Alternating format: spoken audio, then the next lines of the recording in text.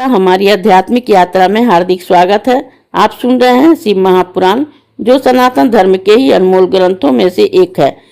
इस श्रृंखला में हम आपके लिए ही इस दिव्य ग्रंथ के प्रत्येक अध्याय का शाश्वत पाठ प्रस्तुत करेंगे। आइए इस ज्ञान और धर्म की ही यात्रा को आरंभ करें।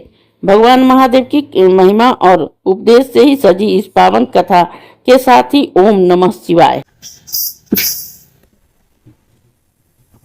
19वां अध्याय पार्थिव शिवालिंग, सुजाति और भस्म के प्रकार। ऋषि बोले कि हे शिव जी, आप चिरकाल तक ही जीवित रहे। आप धन्य हैं जो अपने शिवलिंग महिमा को हमें भली प्रकार समझाया है। क्यों न हो, आप शिव के परम भक्त हैं। आप पार्थिव महेश्वर की जैसी महिमा आपने श्री व्यास जी से सुनी है, वे सब हम लोगों को सुनाइए।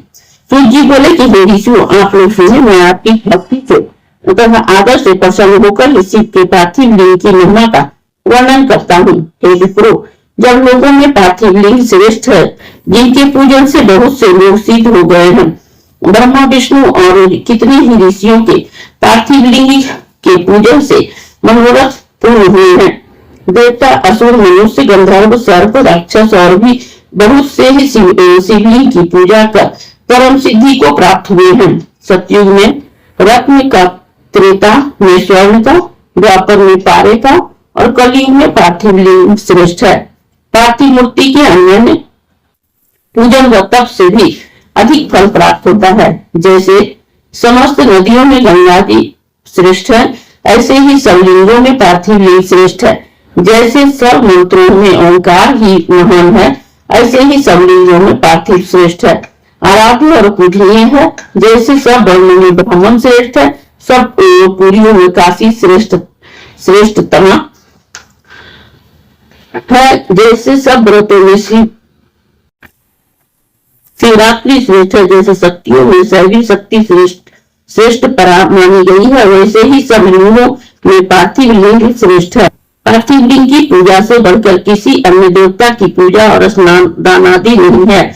पार्थिव का आराधन पवित्र रूप और धन तथा आयु को बढ़ाने वाला है, तुष्टि पुष्टि व लक्ष्मी का देने वाला है, कार्य का साधन करने वाला है। जो पार्थिव लिंग की शुभ देवी का पूजन करता है, वह इसी लोक में धनवान और श्रीमान होकर अंत में ही रुद्र लोक को प्राप्त होता है। जो पार्थिव लिंग बनाकर शिव जी का जीवन पर्यंत पूजन करता है, वह शिव लोक का ही भागी होता है तथा असंख्य वर्षों तक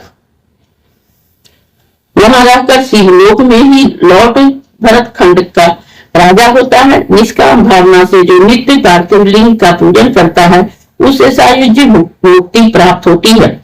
परंतु जो ब्राह्मण होकर भी पार्थिव लिंग की पूजा नहीं करता, वह अत्यंत ही दारुण सूर नामक घोर नरक में प्राप्त होता है।